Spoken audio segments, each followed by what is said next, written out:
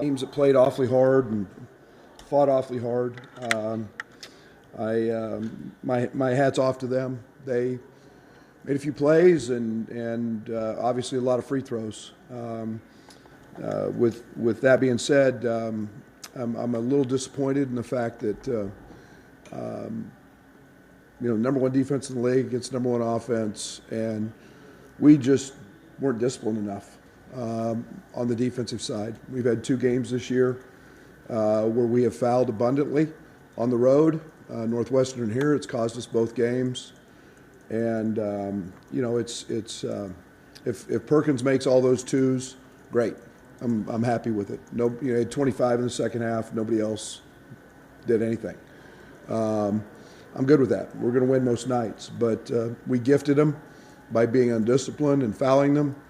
You can't give up a free throw block out when they do miss one, and you can't not get on the floor for a loose ball in a scrum that leads to ultimately the game-defining 3 by Sanford. So those are plays we always make, and we didn't make them. I loved our shots that we got. I thought it was Jaden Epps by far and away his best game of his career. He carried us because we were in foul trouble. Terrence got a layup at the end. Coleman got a wide open 3. You can't ask for anything better than that. And but weren't disciplined enough to win this game on the road, and that's something I thought we'd managed to conquer. But obviously, it reared its ugly head today. Obviously, you want to come out with a win. Was it good to get that experience of playing in the nail-biting game down the stretch? I don't care. I mean, we practice them. I'd rather win by 15 every night like we have been. I mean, they're all double-digit games, but yeah. I mean, you got to. We didn't handle the end of the first half very well. The end of the first half was a huge momentum swing, and I love Jaden shooting the ball, but he can't shoot that ball, and we can't push there. And we had a huge sequence, where they hit a 3, and it's a big momentum swing, and we just have to have a much better understanding of time and score and how to handle that situation. And we've been really, really good in 2-for-1s at the end of the half, and today it again went against us. It hurt us. Last question. You like to see those plays just kind of play out on their own and get a shot quick, or would you rather burn time out there? Which one? At the end, Jaden's jumper at the end. What was wrong with that? I'm not saying there's something wrong. I'm asking. No, it's a broken floor. Because then they could jump into a zone, which they play a lot of defenses. We like the matchups. Most of the time, Jaden's got a chance. I mean, he's made his fair share already in his young career. So I hate timeouts in late games. We practice them for a reason, because it doesn't give the defense a chance to get set. So I liked it. I thought it was, unfortunately, it made a heck of a play, but it is what it is. What issues did Perkins give you guys defensively? We fouled him. I mean, just drove the ball into the paint. We went over screens. We went under screens. We live with hard 2s. He hurt us a little bit with that last year. But the fouling has got him in the rhythm. It's not the shots he made. The fouling got him in the rhythm. And, Dane picks up 3 of his fouls by reaching down, slapping him. You can't do that. And you have to make guys shoot hard shots. And, when you let a guy get going and you put him at the foul line, it reminds me of the game Bohannon had my first year here. We'd shut him out most of the half, and then we start fouling him, and he ends up at 29. But to his credit, he made him, and he was terrific today. Matthew obviously got going quickly. Did the fouls keep him having to be on the bench of that kind of? Yeah, absolutely. That's what's frustrating about fouls. It affects both ends of he's cooking them. They have no answer for him. And, he was the best player on the court in the first half, but you can't commit those kind of fouls and silly fouls. 2 of them are just ridiculous. You can't commit those fouls, and that impacts our team. And, that that's, instead of a 21-point game, it should have been a 31-point game because we wasn't in the game, and you got to manage the game differently. I mean, I feel like you maybe handled 2 fouls in the first half a little differently this year.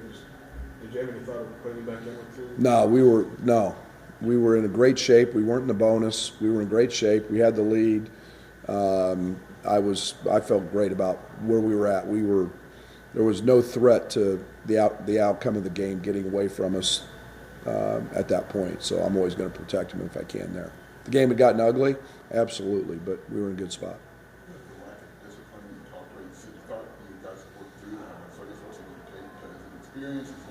Oh, a lot of film. I mean, Perkins toyed with us. I mean, and it was just, it wasn't just those fouls, but it was out of position fouls, and you can live with the fouls when you're aggressive, but in the first half we stay out of the bonus, and what flipped the switch I don't know, but it wasn't anything they did because it was just a simple ball screen and let him go. It's just a complete mental breakdown on our part. James been really consistent to do this on the road and rivalry game. What does that say about him? He's really good. Jaden's a rock star. He carried us in spots in the second half. I'd be hard pressed to find a better freshman guard, not just in this league but in the country. And no turnovers. I think you look at his turnovers in the last 6 or 7 games, they're almost nil. Very, very few. If you guys remember that press last year, ate up Trent. This year he just cooked it. Wasn't an issue. So he's playing great, and I thought Ty was great. I thought a couple casual turnovers you can't have, but obviously a tough night for Coleman, going 0 for 7. But we ask a lot of Coleman, and I thought he did a pretty good job on Murray for the most part. What effect did the press have on your offense? Seems like they were None. able to run some dead time off the shot clock. Well, that's the whole purpose of it. But we had no problems offensively tonight. We got into stuff almost every possession. We had a little spurt in the end of the first half that we were a little loose, but for the most part, I got no problems with anything that we did, and we had a lot of success against their zone. At some point in the last week and a half, you mentioned Coleman's going to wrist. How much is that affecting him? As far as I know, none. I mean, he shoots it every day in practice, and the ball goes in. So, doesn't have any problem with his free throws, and missed a couple late. But, that's to my knowledge, it's not bothering him at all. What I've seen. Where are you with Goody?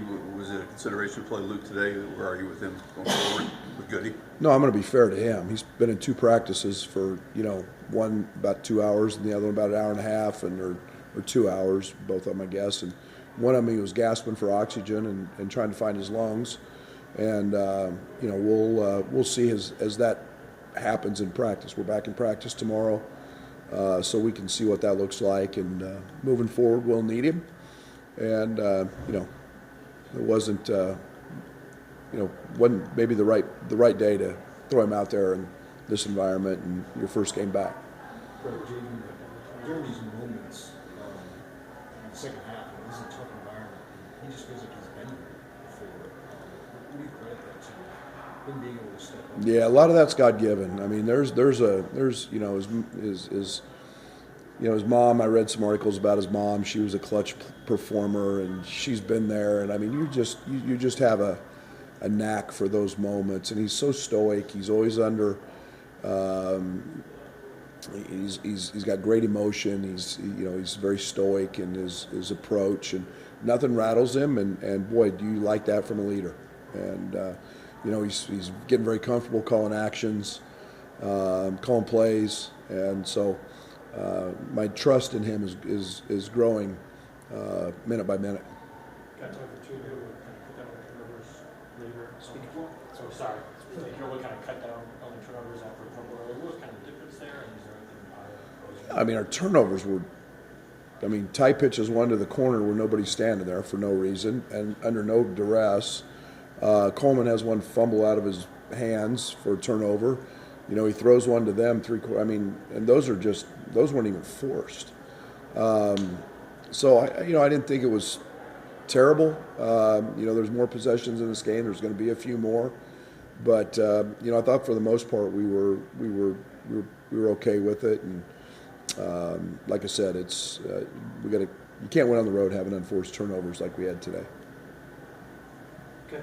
Thanks, guys. I'll have Matthew and Jaden here in a minute.